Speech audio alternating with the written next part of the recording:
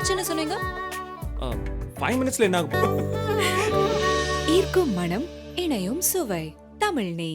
So நிறைய crime cases பார்த்துட்டு இருக்கோம். அந்த வகையில் வந்து ரீசெண்டாக துல்கர் சல்மானுடைய ஒரு மூவி ஒன்று குரூப் அப்படின்னு சொல்லிட்டு ரிலீஸ் ஆச்சு. ஸோ அதுலேருந்து நிறைய பேர் வந்து குரூப் அப்படின்னு சொல்லிட்டு பேசிட்டு இருக்காங்க.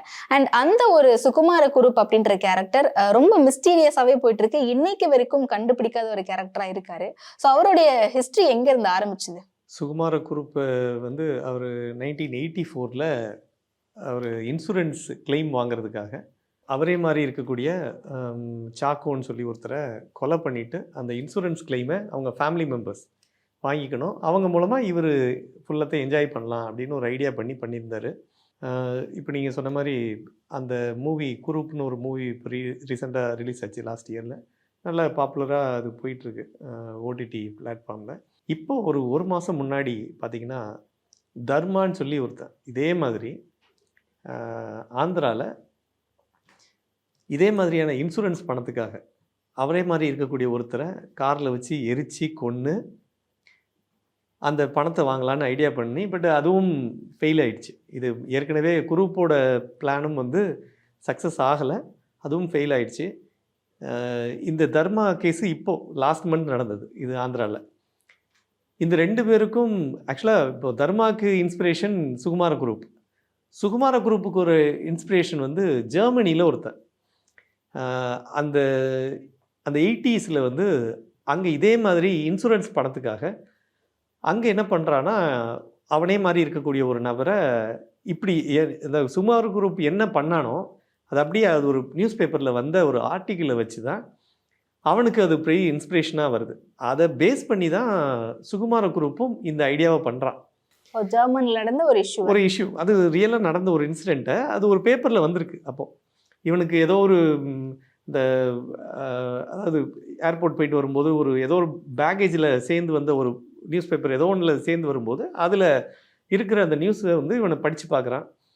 ஸோ இவன் ஏன் பண்ணணும் அப்படின்னு பார்த்தீங்கன்னா, இவனுக்கு ரொம்ப இப்போ ரிசெஷனில் நிறைய இப்போ ஜாபெல்லாம் இது பண்ணுறாங்க இல்லையா, இப்போ டெல்லு கூகுள்னு நிறைய கம்பெனிஸில் இப்போது ரிலீவ் பண்ணிகிட்டு இருக்காங்க, அவங்களெல்லாம் வந்து சாக் பண்ணிட்டுருக்காங்க. அது மாதிரி அந்த காலகட்டத்தில் 1983-84 அந்த பீரியடில் இவன் வந்து சுகுமார குரூப் ஒரு ஒரிஜினல் பேர் வந்து சுகுமார பிள்ளை, அப்படி சுகுமார பிள்ளைன்னு சொல்லுவாங்க, சுகுமார குரூப் சொல்லுவாங்க, இல்லைன்னா PK கோபாலகிருஷ்ண குரூப் அப்படின்னு கூப்பிடுவாங்க. இவரோட சொந்த ஊர்னு பார்த்திங்கன்னா செரியானன்னு சொல்லி செங்கன்னூர் பக்கத்தில் இருக்குது, ஆலப்புழாவில். அங்கே செரியானன்னு ஒரு ஊர், அந்த ஊரை சேர்ந்தவர். இவர் பிறந்தது வந்து May 25, 1946 பிறக்கிறார். இவருக்கு ரொம்ப லக்ஸுரியாக லைஃப் ஸ்டைல் ரன் பண்ணணும் அப்படின்றது சுகுமார குரூப்போட ஒரு பெரிய ட்ரீம். இப்படி எப்படி ஒரு தனி ஒருவனில் வந்து அரவிந்த் சாமியோட கேரக்டர் எப்படி இருக்கும், அதே மாதிரி கொஞ்சம் எப்படின்னா, நான் பிறக்கும்போது ஏழையாக பிறந்தது என்னோட தப்பு இல்லை, ஆனால் இறக்கும்போது நான் பணக்காரனாக இருக்கணும் அப்படின்றது அவரோட டயலாகை கூட வச்சுருப்பாங்க அந்த படத்தில். அதே மாதிரி சுகுமார குரூப்பை பொறுத்த வரைக்கும் அவனுக்கு வந்து முழுக்க மைண்டுக்குள்ளே என்ன இருக்குன்னா, நான் ஏழையாக இருக்கிறேன், இது மாதிரி இருக்கேன் அப்படிங்கும்போது அடுத்தது என்னோடய லைஃப் ஸ்டைல் நானே மாற்றிக்கணும் அப்படின்னு சொல்லி அவன் வந்து 12th முடித்த உடனேவே ஏர்மேன் சொல்லி இப்போ நம்ம இதெல்லாம் செலெக்ஷன்லாம் பண்ணுவாங்க, அது மாதிரி ஏர்ஃபோர்ஸில் போய் ஜாயின் பண்ணிக்கிறான். அதில் ஜாயின் பண்ணி கொஞ்ச நாள் ஒர்க் பண்ணிகிட்டு இருக்கும்போது அவனுக்கு ஒரு மாதிரி ஒரு மொனாட்டனஸாக, இப்போ நீங்கள் அங்கே ஷிப்பில் எல்லாம் இருக்கீங்கன்னா, அது நீங்கள் ஏர்ஃபோர்ஸில் ஒர்க் பண்ணுறீங்க பர்டிகுலராக பார்த்தீங்கன்னா, உங்களுக்கு ஒரு கேம்ப் கொடுத்துட்றாங்க. அந்த ஒரு பர்டிகுலர் ஏரியாவில் கொண்டு போய் உங்களை யூனிட்டை பெட்டாலியனை கொண்டு போய் வச்சுட்டாங்க அப்படின்னா உங்களுக்கு வெளியில் வேறு என்ன நடக்குன்னே தெரியாது. சுகுமார குரூப்புக்கு வந்து அந்த மாதிரி இருக்க விரும்பலை. ஸோ ஒரு 4 செவத்துக்குள்ளே இருக்கிற மாதிரியா ஒரு விஷயமோ ஏதாவது எக்ஸ்ப்ளோர் பண்ணணும் அப்படின்னு ஒரு ஆசை. அதனால் அவன் என்ன பண்ணுறான் அப்படின்னா, அந்த வேலையை விட்டுட்டு ஊருக்கு வந்துடுறான். ஆக்சுவலாக அந்த மாதிரி இப்போ நீங்கள் போலீஸ்லேயுமே அந்த மாதிரிலாம் விஷயங்கள் உண்டு. இப்போ நீங்கள் வந்து வேலையில் இருந்துட்டு திடீர்னு சொல்லாமல் கொள்ளாமல் போயிட்டீங்க அப்படின்னா உங்களை வந்து நோட்டீஸ் அனுப்புவாங்க ஃபஸ்ட்டு, நீங்கள் திரும்பி ரீஜாயின் பண்ணுங்கள் அப்படின்னு சொல்லி. இது மாதிரி தொடர்ச்சியாக ஒரு 3 ரிமைண்டர், அதுக்கப்புறமும் ரிப்போர்ட் பண்ணலைன்னா உங்களை டெசர்ட்டர்னு சொல்லி க்ளோஸ் பண்ணிடுவாங்க. உங்களை வந்து அது இதிலேருந்து எந்த பெனிஃபிட்ஸும் உங்களுக்கு கிடைக்காது. அந்த மாதிரி இவன் என்ன பண்ணுறான் அப்படின்னா, சுகுமார குரூப்பும் அங்கே ஏர்ஃபோர்ஸை ஜாபை விட்டுட்டு ஊருக்கு வந்துடுறான். ஊரில் வந்து அவன் பாட்டு ஜாலியாக சுற்றிட்டு இருக்கான். கேட்டால் நான் லீவ் போட்டிருக்கேன்னு சொல்கிறான். பட் அதுக்கப்புறம் லீவ் போட்ட மாதிரியும் தெரியல. இதுக்கிடையில் நிறைய பேர் இப்போ நம்ம கேரளாவில் கேள்விப்படலாம், நிறைய பேர் மிடில் ஈஸ்ட்டில் போய் ஒர்க் பண்ணுவாங்க. சவுதி, துபாய் இந்த மாதிரி நிறைய கண்ட்ரியில் அவங்களுக்கு ஏதாவது ஒரு ஜாபு அவங்க ரிலேட்டிவ்ஸு, ஃப்ரெண்ட்ஸு ஏதோ ஒரு சர்க்கிளில் வாங்கிட்டு போயிடுவாங்க. அது மாதிரி சுகுமார குருப்பும் மிடில் ஈஸ்ட்டுக்கு போயிடுறான் வேலைக்கு. போய் அங்கே முழுக்க அவர் ஒரு கம்பெனியில் ஒர்க் பண்ணிகிட்ருக்காரு. நல்ல சம்பளம், எந்த இதுவும் கிடையாது. அப்போது ஒரு ஃபங்க்ஷன் நடக்குது ஊரில். அந்த ஃபங்க்ஷனுக்கு வந்து அட்டன் பண்ணும்போது லவ் அட் ஃபர்ஸ்ட் சைட் மாதிரி சரசம்மான்னு சொல்லி ஒரு லேடியை மீட் பண்ணுறாரு. ரொம்ப பிடிச்சி போச்சு, கல்யாணம் பண்ணணுன்னு பேசுகிறாங்க. கல்யாணம் பண்ணிக்கிறாரு. கல்யாணம் பண்ணிக்கிட்டு அவங்க வந்து ஒரு நர்ஸு. ஸோ அவங்களும் அங்கே போயிடுறாங்க. அவர் கூட சேர்ந்து போயிடுறாங்க. அங்கே ஒரு ஒரு ஹாஸ்பிட்டலில் நர்ஸாக ஒர்க் பண்ணிகிட்ருக்காங்க. 1984 2 பேரோட சம்பளமும் சேர்த்து பார்த்தீங்கன்னா கிட்டத்தட்ட 60,000 ரூபா சம்பளம் வாங்கிட்டு இருக்காங்க. குருப்பும் உங்களுடைய ஒய்ஃபும் 2 பேரும் சேர்த்து அவ்வளோ சம்பளம் வாங்கிட்டு இருக்காங்க. ஸோ அந்த அளவுக்கு அவங்க நினச்ச எந்த எக்ஸ்ட்ரீமும் அதாவது இப்போ நீங்கள் வந்து நார்மலாக 80ஸ்லாம் வந்து 4,000 ரூபா 5,000 ரூபா வாங்கினாலே நீங்கள் ஹாப்பியாக லைஃப்பை லீட் பண்ண முடியும். அந்த மாதிரி ஒரு ஒரு சுச்சுவேஷன். பட் அந்த காலகட்டத்திலேயே இவங்க கிட்டத்தட்ட 60,000 ரூபா சம்பளம் வாங்கிட்டு இருந்தாங்க. ஸோ அந்தளவுக்கு ஹாப்பியாக லீட் பண்ணிகிட்டு இருக்கும்போது குரூப்புக்கு நிறைய ஃப்ரெண்ட்ஸு. இவர் இந்த ஆலப்புழா வரும்போதும் சரி, அவங்களோட நேட்டிவ் பிளேஸ் வந்தார், இல்லை ஒய்ஃப் ஊருக்கு போகிறாங்க அப்படின்னு பார்த்தீங்கன்னா எப்போல்லாம் ஊர்லேருந்து வராரோ பெருசாக ஏதாவது கிஃப்ட்டு ஃப்ரெண்ட்ஸுக்கு, அவங்களுக்கு ரிலேட்டிவ்ஸுக்குன்னு எல்லாருக்கும் வாங்கிட்டு வருவார். அது அவங்க என்ன கேட்குறாங்களோ அவங்க கிஃப்ட்டு அது இதுன்னு நிறைய வாங்கி கொண்டு வருவார். அதையும் நிறைய கொடுக்குறாரு. ஸோ இந்த மாதிரி எல்லாரையும் ஹாப்பியாக வச்சுக்கணும் அப்படின்ற ஒரு விஷயம். இன்னொன்று இப்படியே எடுத்துக்கலாம். நீங்கள் ஒரு குரூப்பை பொறுத்த வரைக்கும் சென்டர் ஆஃப் அட்ராக்ஷன் அவராக தான் இருக்கணும், மற்ற யாருமே வந்து ஃபோக்கஸில் இருக்கக்கூடாதுன்னு ஒரு எண்ணமாக கூட இருக்கலாம். ஸோ இந்த மாதிரி தொடர்ச்சியாக அவர் பண்ணிகிட்டே இருக்கார். அதுக்கு நிறைய செலவும் பண்ணுறாரு. ஸோ சுகுமார குரூப்பை பொறுத்த வரைக்கும் அவருக்கு வந்து பண தேவை ஜாஸ்தியாகிக்கிட்டே போகுது. இது மாதிரி ஒரு சில விஷயங்கள் பண்ணும்போது அவருக்கு வந்து நிறைய எக்ஸ்பென்ஸ் பண்ணுறதுனால அவருக்கு அந்தளவுக்கு மீட் அவுட் பண்ணுறதுக்கு இன்னும் கொஞ்சம் ஆமாம் எக்ஸ்டெண்ட் பண்ணணும்னு ட்ரை பண்ணுறாரு. நிறைய ஏதாவது ஒன்று புதுசாக ட்ரை பண்ணணும் அப்படின்லாம். நல்ல ஃப்ரெண்ட்ஸும் நிறைய பேர் இருக்காங்க. ஸோ இப்படி போயிட்டு இருக்கும்போது தான் திடீர்னு அந்த 1983-84 பீரியடில் ஒரு பெரிய ரிசெஷன் வருது மிடில் ஈஸ்ட்டுக்கு. அப்படி வரும்போது அவங்க என்ன பண்ணுறாங்கன்னா லே ஆஃப் பண்ணுறாங்க. நிறைய ஸ்டாஃபுங்களை லே ஆஃப் பண்ணுறாங்க. அது மாதிரி ஒரு லே ஆஃப் வந்து இவனுக்கும் வருது, குரூப்புக்கும் வருது. ஸோ குரூப் வேலையை விட்டு நிறுத்தப்படுறாரு. வேலை இல்லைன்னா எப்படி அடுத்து பொழப்பு நடத்துறது. ப்ளஸ் இன்னொன்று அவருக்கு இது மேனேஜ் பண்ணுறது கூட பெரிய விஷயமா தெரியல. ஆனால் எல்லார் மத்தியிலையும் வேலை இல்லை, குரூப் சும்மா அங்கே சுற்றிட்டு இருக்கான் அப்படின்னு பேசிடக்கூடாது. குரூப்னாலே ஒரு ஹையர் லெவலில் இருக்கணுன்ற மாதிரி எல்லாரும் மத்தியிலையும் அந்த ஒரு விஷயம் அவனுக்கு ரொம்ப ஹிட் பண்ணுது. ஸோ அதுக்காக அவன் என்ன பண்ணிகிட்டே இருக்கான்னா ஏதாவது ஒன்று புதுசாக சும்மா ஈஸி மணி சம்பாதிக்கணும்னு. இப்போ கொரோனா டைமில் பார்த்திங்கன்னா நிறைய பேர் வேலை இழந்தவங்க, வேலை திடீர்னு அவங்களோட லே ஆஃப் ஆனதுனால வேறு வழி இல்லாமல் நிறைய பேர் சாஃப்ட்வேர் இன்ஜினியர்ஸே கூட நிறைய பேர் அக்ரிகல்ச்சருக்கு போனவங்க, இன்னும் வேறு சில ஸ்டார்ட் அப் பண்ணவங்க, இன்னும் நிறைய பிஸ்னஸ் ஆரம்பித்தவங்களாம் நிறைய பேர் இருக்காங்க. அது மாதிரி அந்த காலகட்டத்திலையும் இவனுக்கு வந்து என்ன அப்படின்னா எப்படியாவது ஈஸியாக சம்பாதிச்சிடலாமா அப்படின்னு ஒரு விஷயம்.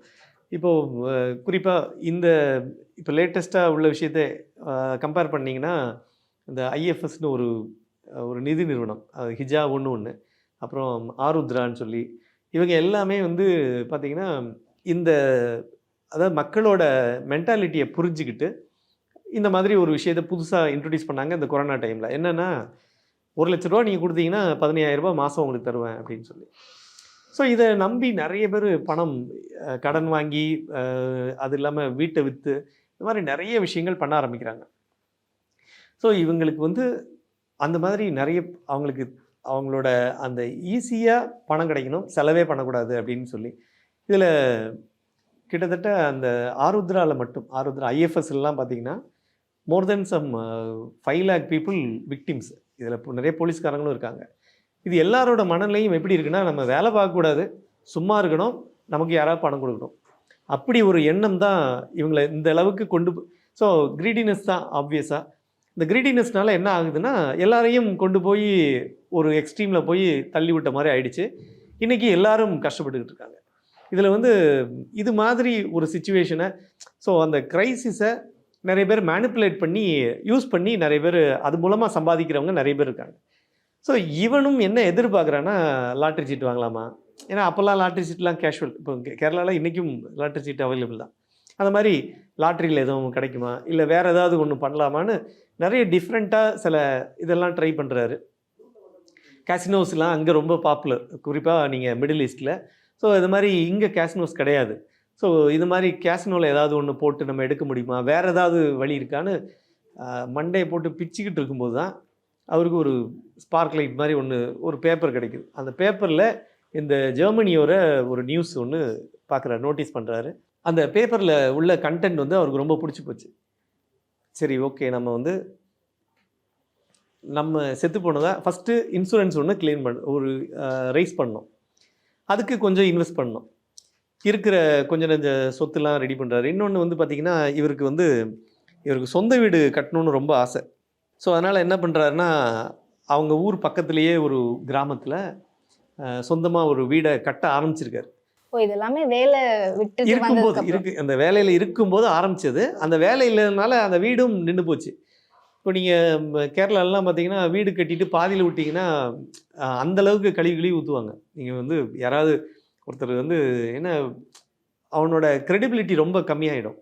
ஸோ அந்த மாதிரி சொசைட்டியில் நம்ம நேம் கெட்டு போயிருமே, அப்படி நம்மளோட க்ரெடிபிலிட்டி கம்மியாயிடுதேன்னு சொல்லி அந்த பயத்திலேயே ஏதாவது ஒன்று பண்ணணும்னு ட்ரை பண்ணும்போது தான் இந்த ஒரு பிளான் மைண்டுக்குள்ளே ஸ்ட்ரைக் ஆகுது. ஸோ அது மாதிரி பண்ணும்போது என்ன பண்ணுறாருன்னா, குரூப் ஓகே அப்படின்னு சொல்லி ஒரு 8 லட்சம் ரூபாய்க்கு ஒரு இன்சூரன்ஸ் பணம், அந்த இதை ஃபஸ்ட்டு அப்ளை பண்ணிடுறாரு. 8 லட்ச ரூபா நீங்கள் இன்சூரன்ஸ் வரணும் அப்படின்னா அதுக்கு குறிப்பிட்ட அமௌண்ட்டு நீங்கள் மந்த்லி கட்டணும், இல்லைனா இயர்லி ஒன்று கட்டணும். அந்த மாதிரி ஒரு விஷயம் இருக்கிறதுனால இவர் என்ன பண்ணுறாருன்னா, போயிட்டு அதுக்கு ஒன்று அப்ளை பண்ணிக்கிறாரு. அதுக்கு தேவையான அந்த இன்வெஸ்ட்மெண்ட் பணத்தை ஃபஸ்ட்டு ஒரு 3 லட்ச ரூபா திராம்ஸ்ன்னு சொல்லுவாங்க, அந்த அமௌண்ட்டை கொண்டு போய் ஃபஸ்ட்டு டெபாசிட்லாம் பண்ணி, இது ரொம்ப அவங்க ஃபேமிலிக்கெலாம் எக்ஸ்பிளைன்லாம் பண்ணல இவர். ஒரு சர்டன் ஸ்டேஜ் வரைக்கும் சொல்லலை. அதுக்கப்புறம் தான் அவர் எக்ஸ்பிளைன் பண்ணிடுறாரு. ஸோ இவரோட பிளான் என்னென்னா, ஃபஸ்ட்டு அந்த இன்சூரன்ஸுக்கு ஃபஸ்ட்டு அப்ளை பண்ணிக்கிறது இவரோட பேரில். அதுக்கப்புறம் எந்தெந்த ரீசனுக்கெலாம் இவங்க அவைல் பண்ணுவாங்க, இது ஒத்துப்பாங்க அப்படின்ற நிறைய விஷயங்களை அவர் அனலைஸ் பண்ணிக்கிறாரு. அந்த நாம்ஸ் எல்லாம் படித்து பார்த்து பக்காவாக அது மூலமாக ரெடி பண்ண பிறகு அவருக்கு ஒரு மைண்டுக்குள்ளே ஒரு ஃபிக்ஸ் ஆகுது. ஓகே, அப்படின்னா இந்த பர்டிகுலராக ஜெர்மனியில் பண்ண இதே மாதிரி நம்ம ஒரு ரெப்ளிகா அங்கே பண்ணோன்னா நமக்கு பணம் வந்துடும். ஸோ பணம் வந்த பிறகு பணத்தை ஒய்ஃபுக்கு தான் கொடுக்க போகிறாங்க, சரசம்மாக்கிட்ட கொடுத்துட போகிறாங்க. சரசம்மாவுக்கு 2 பசங்க, அப்போ 2 பேருக்கும் 2 பசங்களும் இருக்காங்க. ஸோ இவங்கள்ட்ட பணம் கொடுத்த பிறகு அந்த பணத்தை அப்புறமா நம்ம ட்ரான்ஸ்ஃபர் பண்ணிக்கிட்டு அதுக்கப்புறம் நம்ம மேனேஜ் பண்ணிக்கலாம் அப்படின்னு ஒரு ஐடியா பண்ணுறாரு. இதுக்கு இவர் ஒன் மேன் ஆர்மியாக இவர் இன்வெஸ்ட்மெண்ட் இதெல்லாம் பண்ணிக்கிறலாம், மற்ற எல்லா வேலையும் பண்ணிக்கலாம். பட் ஸ்டில் இவருக்கு சில பேக்ரவுண்ட் சப்போர்ட் வேணும். அப்படிங்கிறதுனால இந்த குறிப்பாக டெட் பாடி வேணும், ஒரு ஆள் வேணும், இவர் மாதிரி இருக்கக்கூடிய ஒரு நபர் வேணும். அதுக்கு என்ன பண்ணுறதுன்னு யோசிக்கிறாரு. அப்போது இவருக்கு சரியாக அது எதுவும் ஃபிக்ஸ் ஆகலை. அப்போ தான் இவரோட பிரதரில் ஒருத்தர் பாஸ்கர பிள்ளைன்னு சொல்லி ஒருத்தர், அவரோட அவரோட ஹெல்ப்பை போய் ரெக்வஸ்ட் பண்ணுறாரு. இப்போ பாஸ்கர பிள்ளை என்ன பண்ணுறாருன்னா, ஆலப்புழாவில் இருக்கக்கூடிய ஒரு கவர்மெண்ட் ஹாஸ்பிட்டலில் ஒர்க் பண்ணிகிட்ருக்காரு. ஏன் பாஸ்கர பிள்ளைகிட்ட போனார் அப்படின்னு பார்த்தீங்கன்னா, ஹாஸ்பிட்டலில் ஏதாவது அன்ஐடென்டிஃபைடு டெட் பாடிஸ் ஏதாவது வரும், அந்த மாதிரி ஏதாவது ஒரு டெட் பாடியை நம்ம தூக்கிட்டு வந்துட்டு அதை நம்மளை மாதிரி இருக்கிற மாதிரி காட்டி ஏதாவது பிளானை பண்ணுவோம் அப்படின்னு ஒரு ஐடியா பண்ணியிருக்காரு ஃபஸ்ட்டு சுகுமார குரூப். அதனால தான் அவர்கிட்ட அப்ரோச் பண்ணுறாரு. ஸோ அவரோட டிரைவர் பொன்னப்பன்னு ஒருத்தர் இருக்கார். ஸோ பொன்னப்பன்கிட்ட அவர் டிரைவர், பொன்னப்பனோட ஃப்ரெண்டு ஒருத்தர் சாகுன்னு சொல்லி ஒருத்தர். ஸோ அவருக்கும் அந்த விஷயம் கன்வே ஆகுது. ஸோ அவங்க என்ன பண்ணுறாங்கன்னா, 2 பேருக்கும் அவங்க அந்த தகவலை மட்டும் ஷேர் பண்ணுறாரு. பாஸ்கர பிள்ளை ஃபஸ்ட்டு எல்லாம் ஒன்றா உட்காந்து ஒரு இடத்துல தண்ணி அடிக்கிறாங்க. தண்ணி அடிக்கும்போது அவங்களுக்குள்ளே பேசுகிறாங்க, இந்த மாதிரி ஒரு ஐடியா பண்ணியிருக்கேன், ஒரு இன்சூரன்ஸ் பணம் நமக்கு வந்ததுன்னா நல்ல லைஃப்பில் ஒரு ஒன் டைம் செட்டில்மெண்ட் தான், அப்புறமா பிரச்சனையே இல்லை, நம்ம லைஃப் லாங் வேறு லெவலுக்கு போயிடலாம் அப்படின்னு ஒரு ஐடியா பண்ணுறாங்க. பாஸ்கர பிள்ளைக்கு ஃபஸ்ட்டு அது ஏற்றுக்கலை, அது அக்செப்ட் பண்ணிக்கிற மனசு வரல. இருந்தாலும் யோசிச்சுட்டே இருக்காரு. ஒரு கட்டத்தில் சரி ஓகே நம்ம ஏதாவது ஒன்று பண்ணலாம் அப்படின்னு முடிவு பண்ணுறாரு. அப்போது முடிவு பண்ணும்போது அவங்களுக்குள்ள அந்த அவங்களுக்கு வந்து அவங்க இப்போ பாஸ்கர பிள்ளை வந்து அதை எதிர்பார்க்கல. ஓகே நம்ம வந்து இதை அக்செப்ட் பண்ணுறதா வேணாமான்ற ஒரு கன்ஃபியூஷன் அவருக்குள்ள. ஸோ பாஸ்கர பிள்ளை என்ன பண்ணுறாருன்னா, சரி இது இந்த பிளான் வந்து 100% சக்ஸஸ்ஃபுல் ஆகுதுன்னா நான் ஐ எம் ஆல்சோ இன்னுன்னு சொல்லி அவர் கூப்பிட்டு சொல்லிடுறாரு. ஸோ அவங்க சொன்னதுனால இவரும் அக்செப்ட் பண்ணிக்கிறாரு. ஸோ பாஸ்கர பிள்ளை, அவங்களோட டிரைவர் பொன்னப்பன், அப்புறம் அந்த சாகுன்னு சொல்லி அவங்களோட ஃப்ரெண்டு 3 பேரும் பிளானை போடுறாங்க. ஸ்கெட்ச் போட்டு அதுபடி குரூப்போட ஐடியா தான் டோட்டலாக, அதுபடி மொத்தத்தையும் எக்ஸிக்யூட் பண்ண பிளான் பண்ணுறாங்க. 3 பேரும் இல்லை 4 பேரும் சேர்ந்து தேடுறாங்க ஒரு டெட் பாடியை. இவர் எப்படி இருக்காரோ கொஞ்சம் குட்டி குறுந்தாடி, அப்புறம் இந்த முடியோட அந்த கிராப்புன்னு சொல்லக்கூடியது, அப்புறம் கிருதான்னு சொல்ல, இந்த மாதிரி எல்லா இடத்தையும் குறிப்பாக அந்த சுகுமார குரூப்போட அந்த ஸ்டைலுக்கு கொஞ்சம் மாற்றிக்கிறாங்க. அவர் எப்படி இருப்பாரோ அதே மாதிரி கொஞ்சம் அங்கங்கே பட்டி டிங்கரிங்லாம் பார்த்து சரி பண்ணிக்கிறாங்க. ஒரு மாதிரி சரி பண்ண பிறகு இவங்களுக்கு ஒரு ஐடியா வந்துடுது ஓகே அப்படின்னு. ஆனால் இவங்க எதிர்பார்க்குற டெட் பாடி கிடைக்கவே இல்லை. அதாவது வர்ற பாடிஸ் எல்லாமே பார்த்திங்கன்னா ஒரு குறிப்பாக இவர் இறந்து போன குரூப் வந்து ஒரு 40 அப்படின்னு வச்சுக்கோங்க. வர்ற பாடியெல்லாம் ஒன்று ரொம்ப யங்காக இருக்குது, இல்லை ரொம்ப ஏஜ்டாக இருக்குது. ஸோ இல்லைன்னா இவங்க ஜெண்டர் மாறி இருக்குது. ஸோ இப்படி இருக்கும்போது இவங்களுக்கு எதிர்பார்த்தது எதுவும் செட் ஆகலைன்னொடனே இவன் கொஞ்சம் டென்ஷன் ஆகுறார். சுகுமார் குரூப் ஏதாவது உடனே பண்ணும் அப்படிங்கும்போது என்ன பண்ணலான்னு ஒரு ஐடியா திரும்பி ஆரம்பிக்கிறாங்க. அதுக்கப்புறம் ஒவ்வொரு இடமா போய் தேடுறாங்க. சரி இது ஏதாவது வேறு வழி இருக்கா அப்படின்னு பார்க்கும்போது பிள்ளை ஒரு ஐடியா கொடுக்குறாரு. யாராவது செத்த ஒரு சிமெட்ரியில் போயிட்டு தோண்டி எடுத்துடலாமா அப்படின்னு ஒரு பிளானை போடுறாங்க. அதுக்கும் ஆல்மோஸ்ட் அது வேலைக்கு ஆகாது அப்படின்னு தெரிஞ்ச பிறகு என்ன பண்ணலாம் அப்படின்னு 2 பேரும் ரொம்ப டீட்டெயில்டாக உட்காந்து யோசிச்சுட்டு இருக்காங்க. ஸோ யோசிச்சுட்டு இருக்கும்போது கல்பகவாடின்னு ஒரு ஹோட்டல் ஒன்று இருக்குது, அந்த அவங்க ஊர் பக்கத்துலேயே இருக்கக்கூடிய ஒரு ஹோட்டல். அந்த ஹோட்டலில் வந்து அதுக்கு முன்னாடி என்ன பண்ணுறாருன்னா, அந்த இவர் குரூப் வந்து அவங்க மச்சான் அவர்கிட்ட பாஸ்கர பிள்ளைகிட்ட போயிட்டு ஒரு 8000 ரூபாய் பணம் கொடுத்து எனக்கு ஒரு காரை வாங்கி கொடுன்னு கேட்குறாரு. ஒரு அம்பாசிடர் கார் கேட்குறாரு. சரி பழைய கார் ஒன்று 8000 ரூபாய்க்கு, அப்போ 8000 ரூபாய்க்கு ஓகே பழைய கார் வாங்குறாங்க. எதுக்கு ஐடியானா காரை எரிக்கணும்ல. ஸோ இவர் பேரில் ஃபஸ்ட்டு ரெஜிஸ்டர் ஆகணும், அதுக்காக ஃபஸ்ட்டு ரெஜிஸ்ட்ரேஷன் இதெல்லாம் பண்ணிக்கிறாரு. எல்லாத்தையுமே பிளான் பண்ணி தான் பண்ணுறாரு. ஸோ குரூப் ஒரு ஐடியாவில் இந்த அவங்களோட எக்ஸிக்யூஷனை கரெக்டாக பண்ணிகிட்ருக்காரு. காரில் கொண்டு போய் தான் ஒருத்தரை கொலை பண்ணணும். ஸோ இப்போ ஃபஸ்ட்டு கார் வேணும். அதுக்கு என்ன பண்ணுறாருன்னா, இமீடியட்டாக அந்த காரை இவர் பாஸ்கர பிள்ளை வாங்கி கொடுக்குறேன்னு ப்ராமிஸ் பண்ணி காரும் வந்துடுச்சு. அந்த காரு ஓடுற கண்டிஷன் தான் இருக்குது. ஸோ அந்த கார் வந்து KLQ 7831 ஒரு காரு. அந்த காரு ஒன்று ரெடி பண்ணிக்கிறாங்க. பாஸ்கர பிள்ளை ஏற்கனவே அந்த இதிலெலாம் ஒர்க் பண்ணிட்டு இருக்கிறதுனால அவருக்கும் ஒரு கார் ஏற்கனவே இருக்குது. அவர் கார் வந்து KLY 5959 ஒரு கார். என்ன பண்ணுறாங்கன்னா, காரில் நேராக அந்த ஏற்கனவே நான் இப்போ சொன்னேன் இல்லையா, அந்த கல்பகவாடின்னு சொல்லி ஒரு ஹோட்டலில் போயிட்டு அந்த ஹோட்டலில் ரூம் போட்டு எப்படி பாடியை தேடுறதுன்னு ரூம் போட்டு யோசிக்கிறாங்க.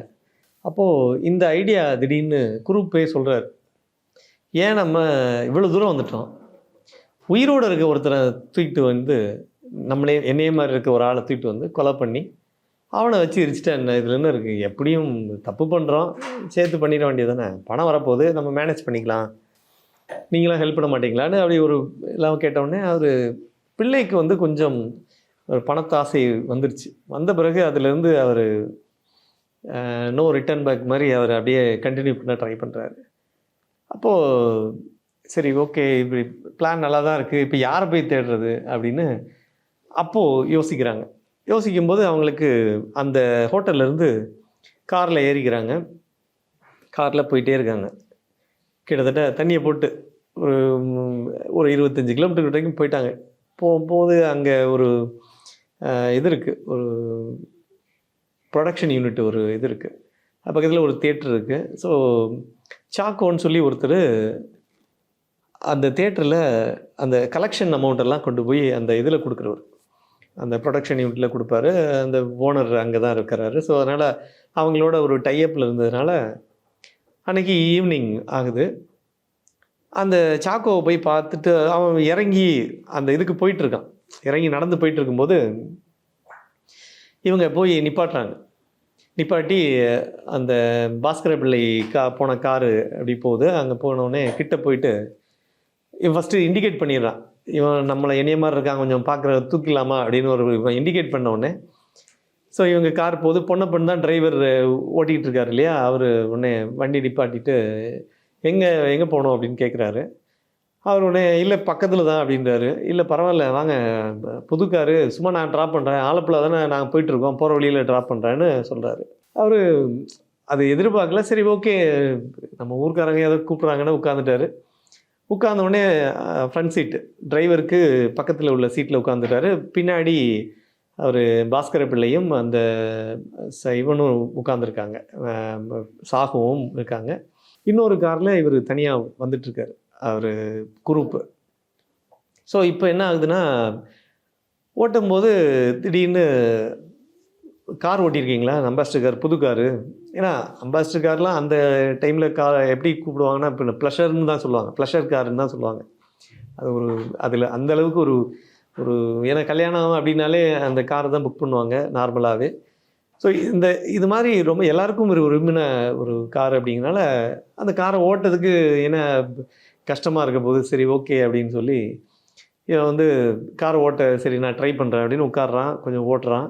அப்போது குரூப் வந்து என்ன பண்ணுறான், சரி நீ வா அங்கே இருக்க வேணா வான்னு கூப்பிட்டு வந்து அவன் வந்த காரில், அந்த எந்த கார் இவங்க 8000 ரூபாய்க்கு வாங்கினாங்களோ அந்த காரில் உட்கார வச்சு ஓட்ட வைக்கிறான். சரி நான் ஓட்டிகிட்டு போகிறான்.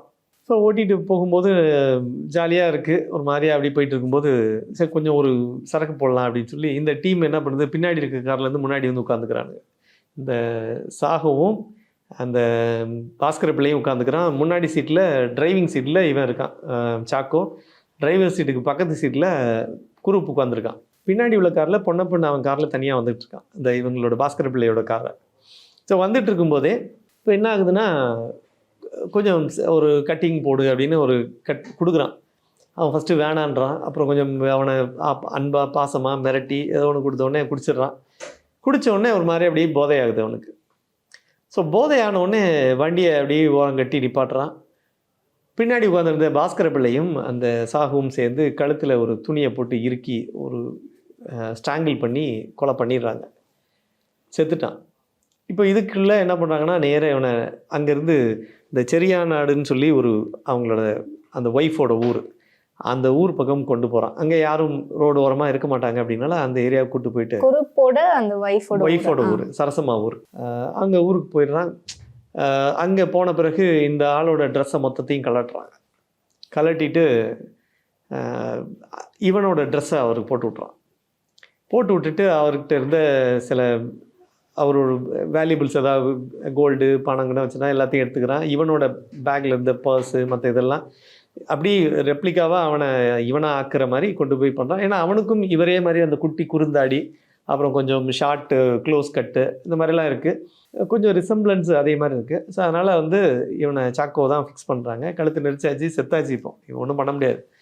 முடிஞ்ச பிறகு என்ன பண்ணுறான்னா, அந்த ட்ரெஸ் எல்லாம் மாற்றின பிறகு திரும்பி காரில் கொண்டு வந்து இவன் எந்த காரை வாங்கி வந்து பண்ணானோ, ஏன்னா இவன் பேரில் தான் ரெஜிஸ்டர் பண்ண அந்த காரை எடுத்துகிட்டு வந்துட்டு நேராக டிரைவிங் சீட்டில் உட்கார வைக்கிறாங்க. தண்ணி முக்கம்னு சொல்லி ஒரு ஊர், அது பக்கத்தில் ரோடு, இப்போ நீங்கள் தெரிய படத்தில் காட்டுற மாதிரி ஒரு ரோடு, அப்படி 2 பக்கம் பேடி ஃபீல்டு இருக்க மாதிரி ஒரு இடம். ஸோ நீங்கள் போயிட்டே இருக்கான், ஒரு மரத்து மேலே வண்டியை கொண்டு போய் மோதுற மாதிரி ஹிட் பண்ணுறாங்க.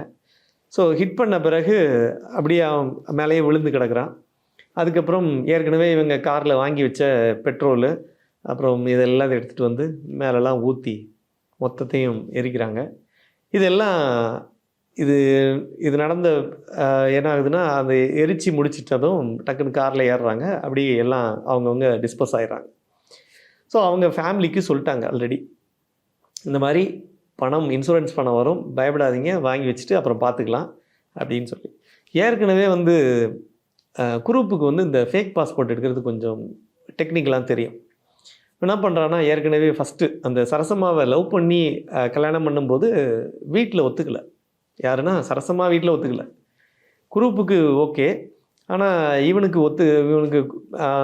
கொடுக்கக்கூடாது அப்படின்ற மாதிரி சொன்ன உடனே இவன் என்ன பண்ணுறான்னா, நேராக ஒரு பாஸ்போர்ட் ஒன்று புதுசாக ஒன்று க்ரியேட் பண்ணிவிட்டு கல்ஃபுக்கு போயிடுறான். கல்ஃபுக்கு இந்த அம்மாவையும் கூட்டிகிட்டு போயிடுறான்.